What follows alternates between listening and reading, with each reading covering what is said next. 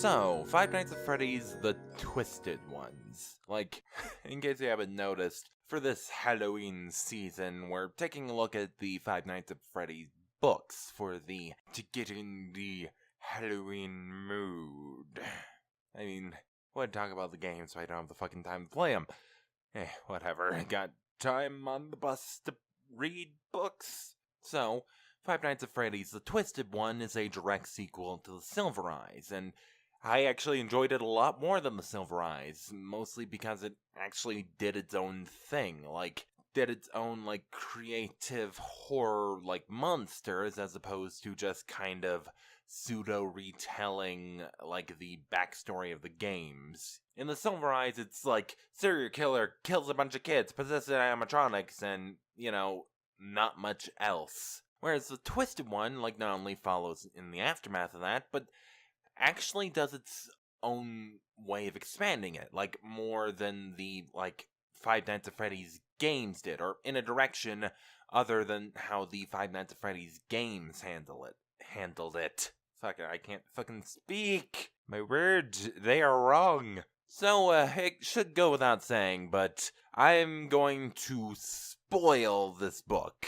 So, if you're interested in checking out, check it out, before you watch the rest of this, essentially. So the book follows right after the events of the Silver Eyes, where Charlie is now studying robotics in a college near the town that, all the shit went down in last book. Although, speaking of which, she's apparently doing, machine learning, which, She just got in college, right? That's a bit advanced for, a freshman. It's implied that she entered classes, way after, the start of the semester and, had to, you need, permission of the dean or whoever to do that. So, maybe she already had some prerequisite, knowledge from, her father or whatnot, but still, that's one thing for, a robotics class, but, fucking machine learning? The way she describes her project was, essentially teaching robots, how to speak, how to do language, and, that is fucking advanced shit, Doing that type of, programming before she's even done, Introduction to Java, and, her father was mostly an engineer. He was the one who built the robots, made him do stuff, but, he didn't seem like much of a, advanced programmer. He knew enough, in how to, make them dance, but, other than that, not fucking machine learning. I know I'm getting caught up on this, and it's honestly a pretty minor quibble, but, I kind of find that hilarious that Charlie, at the age of 18, is just learning about machine learning and doing well with it. Before fucking Java, before fucking C++, she's teaching robots how to speak with machine learning. Fuck! Now, the previous book, Charlie is the main character, and her, emotional arc is the main focus of the movie. Her own connection to the Freddy Fazbear murders is primarily what's being explored, particularly the death of her twin brother, Sammy, with her actually remembering that she had a twin brother, near the end of the last book. Plus, kind of her dealing with what appears to be a manifestation of Sammy's spirit, which is not at rest. She generally has the same, characterization as, the previous book, except she's a lot more emotionally unstable, kind of on account of Sammy, frequently, spacing out and, being real awkward on her dates with John. Yeah, as for the other main characters, there is a lot less characters that this book focuses on, and honestly, I think that's for the better of the book. It's a lot more focused. The main characters that are focused on, mostly return from the previous book. There's Jessica, Charlie's roommate at this college. She was, still a girly girl. Not done in, a terrible way, and honestly, she actually was, fairly entertaining, in my opinion. I mean, there are some things that annoy me about her, mostly, her, oh, how did the date go? When, Charlie and John go on a date, and, we'll talk about how that relationship is handled, a bit later, but yeah, John also returns from the previous book, acting as Charlie's love interest. And honestly, like the previous book, the beginning I didn't like as much as, like, the later parts of the book. Like, a lot of it's build-up and, like, character stuff. And, like, the build-up was fine, but, like, its attempts at, like, characterization, like, were kind of hit or miss. Like, you know, they're not necessarily bad characters, but, you know, Charlie's misadventures and dating, I didn't find that terribly engaging. Charlie and John's relationship did not, like, hit as hard as it really, like, should have. Like, even near the end of the book, there's this moment where, like, John professes his love for Charlie, and that's supposed to be, like, heartwarming and all, but, like, it's just like, dude, you're not that close. I mean, I don't hate John, and honestly, the relationship between John and Charlie was handled better than it was in the first book, where you know they have a crush because John tried to kiss her when he was 6, and it's like, dude, you're 6.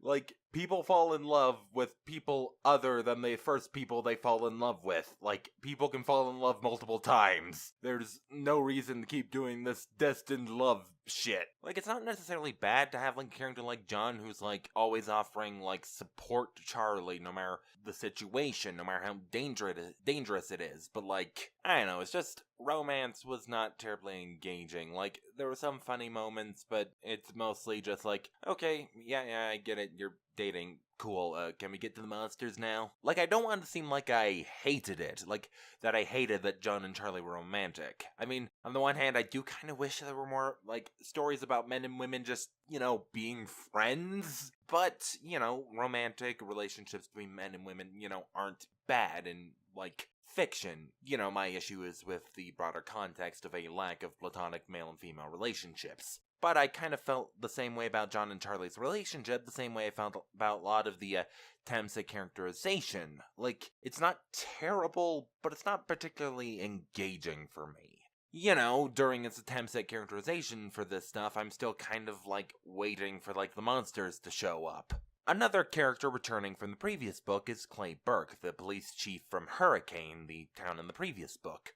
And while the reason he's here ties into the main plot of the book. Basically, a dead body was found that looked like it was crushed by a spring-lock suit, the, like, same thing that kills Springtrap. Basically, it's an animatronic that people can wear like a suit, with, like, spring locks holding back all the, like, animatronic bits, so that when a person is out, the spring locks can be released, and so then the suit can, like, walk around as a fully autonomous animatronic. However, if those spring locks are released while a person is inside it, they get crushed by all the animatronic bits. So basically, people are, like, showing up in fields with scars matching what would be a spring lock suit. And most of the build-up in this book is based around the investigation of these mysterious deaths, figuring out exactly, like, what is doing this, and, like, where they came from, where are they going. And, you know, that part of the build-up I liked, like, as opposed to the characterization, which, while not terrible, was a bit, like, unengaging for me. Like, the mystery of, like, ooh, what could have done this? What possible, animatronics, because, you know, it's Five Nights at Freddy's, they're gonna be animatronics, but, like, what kind of animatronics would do this? And this book actually introduced, like, new animatronics that have, like, never premiered in a game before.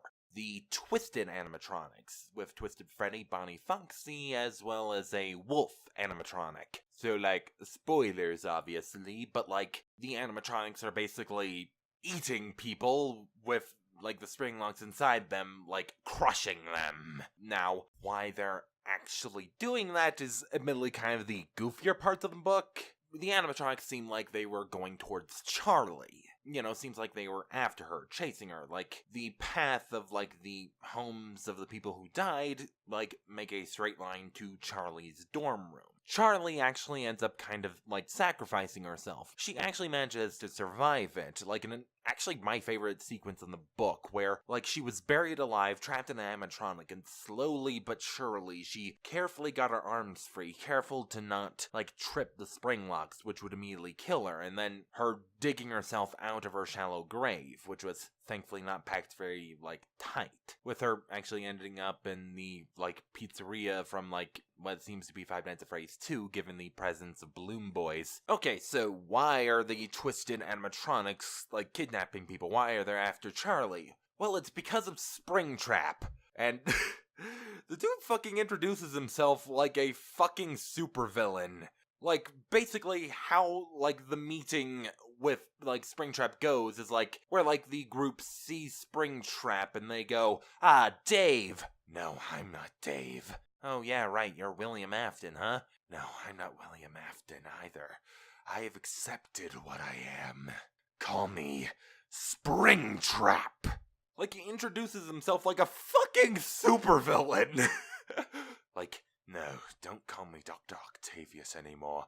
I have accepted who I am. I am Dr. Octopus." Like, seriously, he sounds like oh my god.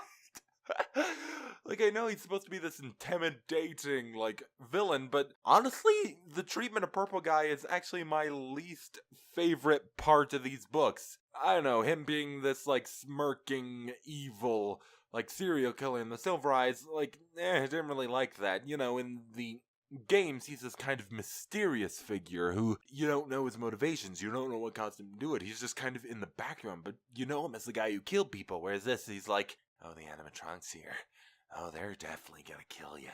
And like here, he's like, "I am Springtrap."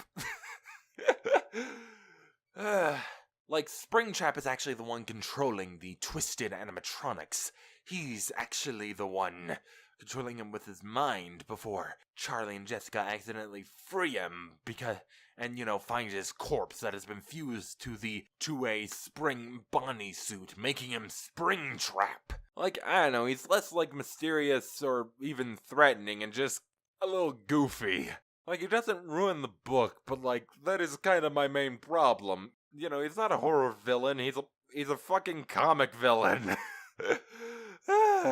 But this book I actually rather liked. I liked it a lot more than the previous one, because while there was a bit of an elucidation on, like, how this game series and the books, like, handle spirits as, you know, the lasting essence of a thing, as well as theme of corrupted memories, which are still continued into this book to some extent, but in general, I just think that the monsters are more creative, the horror scenarios are more creative, and there are more scenes that, like, I really liked, like Charlie being trapped underground in a animatronic suit that is about to crush her. Yeah, overall, I like this book. While some of the character stuff was a bit, like, unengaging, I did rather like Clay's story arc, since, you know, he's actually one of the more important characters, like, he actually does more than Jessica.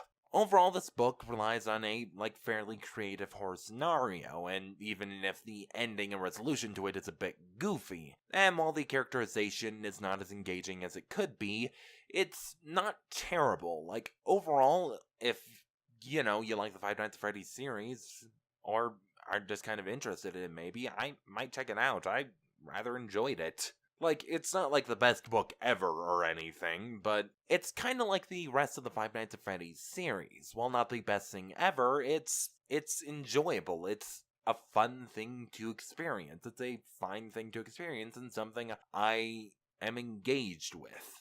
So this has been Swarthycast. If you like this episode, consider liking, favoriting, and subscribing, or whatever YouTube wants you to do. Also, if you want to support this show, consider supporting me on Patreon at patreon.com/SwarthyGarfield. There you can see videos early and even get some exclusive behind-the-scenes stuff. This has been Swarthycast. See you next time.